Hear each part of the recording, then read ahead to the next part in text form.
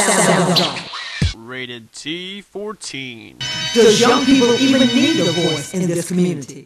What can the community expect from this show? I am my brother's keeper. We got to be responsible for each other. It's okay to be different. Building stronger communities by helping the rest of our community really make it and achieve their dreams. Ladies and gentlemen, let's go! Good morning, Horry and Georgetown counties, and welcome back to Sound Off. Now, Sound Off is heard weekly on your favorite radio station, and we are sponsored by Carolina Teen Health, and it is our goal at Sound Off to deal with topics that are relevant to our youth. And my special guest on this morning is my good friend, Corporal Tyrese Knox Neesmith. Y'all, let's give it up once again.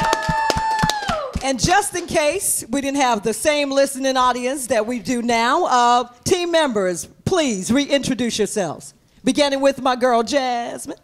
Hello, I'm Jasmine. I'm Jerry Cannon. Good morning, guys. It's Tanisha.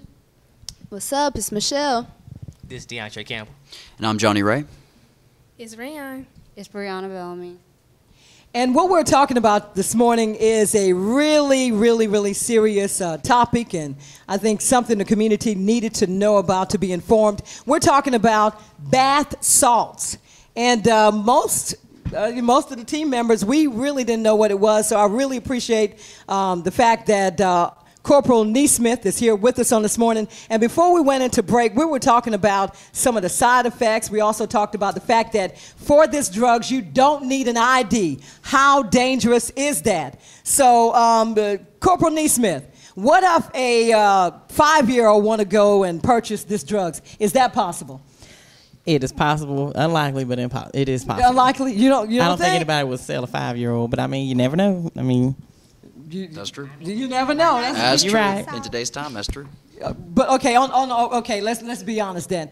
How serious can this drug become, and how dangerous can it become to the community? The fact that you don't need ID. Very dangerous. Matter of fact, Georgetown County actually has a city ordinance where they've banned it. Anybody found in possession or selling is $1,000 or you can face up to 30 days in jail because it's really getting out of hand. They had over 150 cases in 1 month. Wow. So they realize it is starting to become a very serious issue, and they are acting on the behalf of the state, which right now it's just Georgetown County. They went on ahead and took the bull by the horn and said, okay, we're going to do something about it now, as is other states. So right now, it's in excess of 25 states within the U.S. that have opted to produce either state or city ordinances to ban it, whether to possess it, to sell it, to have it on you. They've went on ahead and made steps because it's starting to balloon out of control. Wow. Okay, Michelle, I know you had a question you want to ask. Like some drugs, you have a specific smell or a color to them. Like, is this a noticeable drug? Like, if I put it in water, will you be able to see it? Or will you taste it and smell it? I have not tasted it, so I don't know whether or not you can taste it. I do know it does have an odor to it. Is it something I can actually explain to you? No. But you would definitely be able to smell it. And, of course, as with all drugs, you have different derivatives of it. I'm pretty sure nobody in here is naive enough to know that there are different strands of marijuana, whereas one smells differently from another. Right. So it's the same thing with the bath salts. You have different people that are manufacturing them, different people are putting them out. Majority of it looks like a white powder or either like a tan color, some along the lines of in the cocaine family is what it looks like. And like I say, majority of the time it does come in powder form, and it does have an odor to it.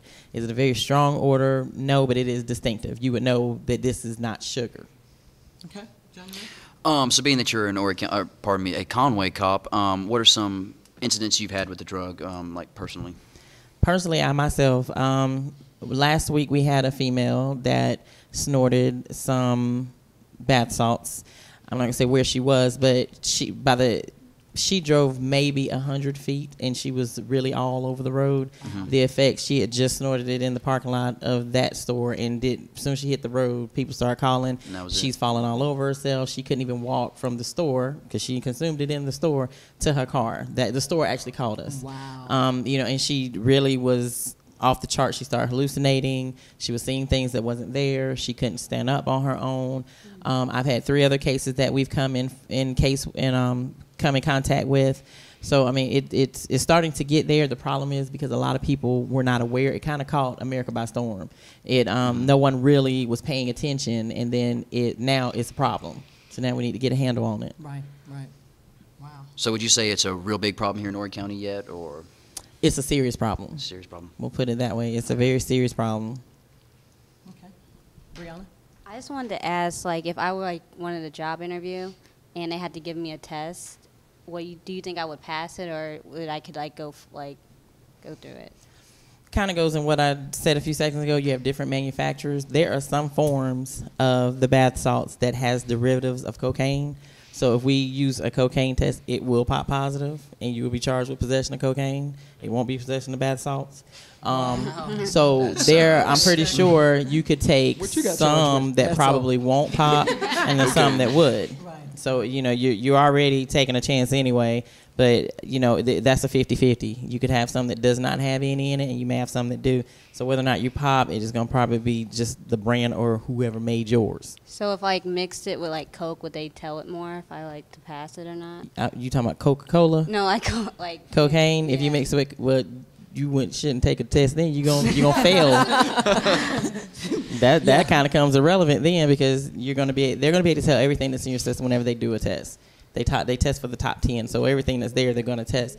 Now, as far as is there a test for bath salts? No, but because a lot of the bath salts have derivatives of other drugs, you're gonna pop on the rest of them, and you'll be charged accordingly. I'm glad you said that, because some people might think they casually using it, but if you go, like Brianna just asked, if you are applying for a job and they do a drug test, you probably will not pass that drug test. You shouldn't look for a callback. Good. They need to know that. Okay, date rape drug. Like, can it be used as a date rape drug, or do you have any cases where it was used as a date rape drug? We have not, to my knowledge. Can it be? I would probably say maybe, because the effects are there. It doesn't make you very lethargic. Is on the least of the things. Most of the time, it amps you up. It's not a depressant. It's not a downer. It's a stimulant. Whenever you talk about Rohypnol, is also known as a date rape drug, that's a depressant that makes you very lethargic, very sleepy, very disoriented, where this actually is a stimulant, and that's not going to be somebody you're going to be easily to overcome. So you know what I'm saying? So if somebody wanted to take advantage of you, you're not going to be in the state to be taken advantage of. Right. You probably more or less hurt that person not knowing it, but you're going to be so, amped up. You're not going to be complacent, so to speak. That's kind of what Rohypnol does. That puts you in like a dreamlike state to where you have no clue what's going on, and you're easily taken advantage of. Whereas this is a stimulant, it's not going to allow that to happen. Probably not. Also, if you mix it, like is there a color? Like if you mix it with a clear drink or something, what color show up? It's not a color because it's white. I mean, it's clear. It's tan. So I mean, dissolve. If you mix it in some water, if you got more of the tan, you might be able to see it. I have not personally tried it, and I hadn't seen it demonstrated. But I mean, you might see the residue at the bottom because anything that you stir it real good. So bottom line about that is, like we've always preached in law enforcement or from your own parents, don't accept drinks from people you don't know, and even the people you do know, watch them closer. That's right. Absolutely. Okay. Who do we have? Jared? Oh, Miss Jared, are you? Like I know it's like used for like your strength increases, or you're hallucinating, but like what is that it for the long-term effects? Like I didn't mess up. Like, is there anything more that'll happen during these effects? Hallucinating and the superhuman strength are not long-term. Those are immediate. Those are what happened within the first 5 hours you taking it. Now, getting into long-term effects, this drug has not been on the street long enough to have been studied for long-term effects. All of the cases that we're getting now are within the last year or two. So there are no long-term effects, and I'm pretty sure they're probably going to be the same along the lines as meth. It's a chemical. You're putting it in your body. Your body's going to start to decay. It's going to react very violent against it. Your body is equipped to try to fight against anything that is foreign. That's why when you get a cold, your body fights to fight against it. So when you're putting this in your system, your body's trying to get it out and is trying to survive. But of course, it always gets taken back. That's why you see people with the teeth messed up and their skin is falling off and all this other stuff. So, you know, well, there's a new drug on the horizon. We can get into that later. But your body is not made for this. This is not made for human consumption, which of course is what they put on the packet. So that's their out. Well, we said no human consumption on the packet, yet we know what you're doing with it. Exactly. Now, here's the thing. You have given us, really, really, really good information as a parent, as an educator. I appreciate it. The community I know well. But here's the thing. Team members, I want to ask you guys, with all of this information, you know how we talk about peer pressure? Now, who would be bold enough to stand against what Corporal Neesmith is talking about in terms of now that when you know better, you do better? We have been empowered on this morning. So let's take a situation. Tanisha, you go to Horry Georgetown Technical College. Yes, ma'am. Okay, one of your friends come up and they go, girl, I heard about this new thing and you don't have to have ID. We're going to like a party this weekend. Girl, look, I'm going to get me some. How you going to respond to that? See, Michelle is laughing, but this could possibly happen. I'm going to say no thank you, because you don't know what that could do to you. You could wake up in a ditch and be like, what happened? You could be raped and know what happened. That's a good point. You could lose amnesia and everything, so no thank you. Okay, now, you know what?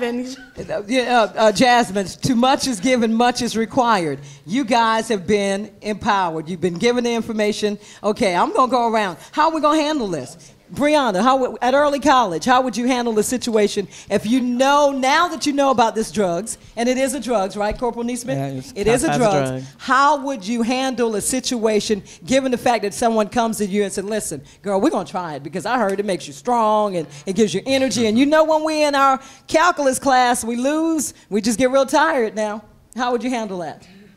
First of all, I would say that was stupid because there's no point of taking a drug in like school. And second of all, I would say no to that, and you can get in big trouble for that anyway. So it wouldn't really help to like, if someone told me that, I would be like, I would actually tell somebody about it, because if they're endangering my life and other people that are in my school. Okay. What about you, Johnny Ray?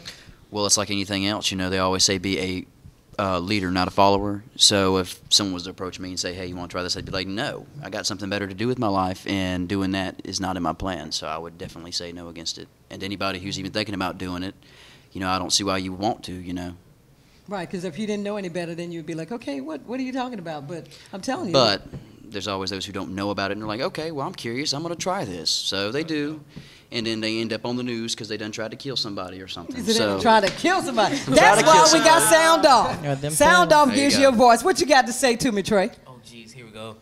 Well, my man Johnny Ray done said what I wanted to say. But you do have those kind of people that want to be like, all right, hey, DeAndre, you want to go get like a little bit high because I heard what it do to you, but let's snuff a little bit. Like, nah, man, I got something better to do. You got something better to do.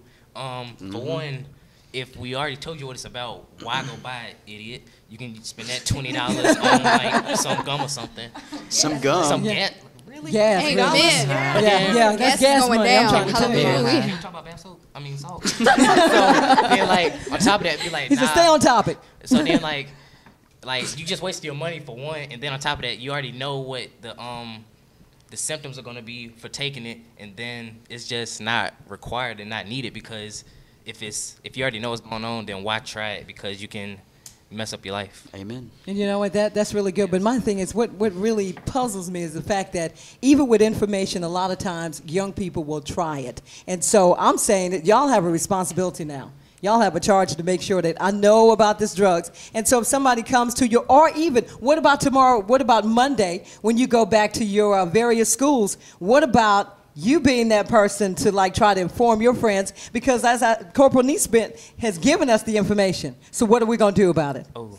Spread the word. Yeah. That's the challenge. Kills the cat. Table. Wouldn't you agree it's our responsibility to get out there? We spread everything else by them parties. Okay, go ahead. Well, like everybody said, when we first got here, I think about 90% of everybody here did not know anything about it. Right. So if you look at it on a big scale, a lot of parents don't know about it. A lot of educators don't know about it, or because it just snuck up. We're just starting hearing where it's having a major impact in cities and with people, whereas the big thing was the marijuana. Then it was the crack and stuff. Okay, well now somebody decided to get cute and say, well, I'm going to make this designer synthetic drug that's legal. That way people can, you can get high and you can't get charged. So well, let's call it bath salts. So that all that was just a marketing technique. Right. Most people, some parents may even have it in their homes and not paying attention, thinking, oh, these bath salts for the bath, and that's not true. You're listening to Sound Off, and when we come back, the conversation continues about bath salt. And keep in mind, we are sponsored weekly by Carolina Teen Health, and we'll be right back. Sound Off. We invite you to join this conversation. All you have to do is simply log on to www.wesoundoff.com, and you can be a part of this discussion. Sound Off. Rated T14.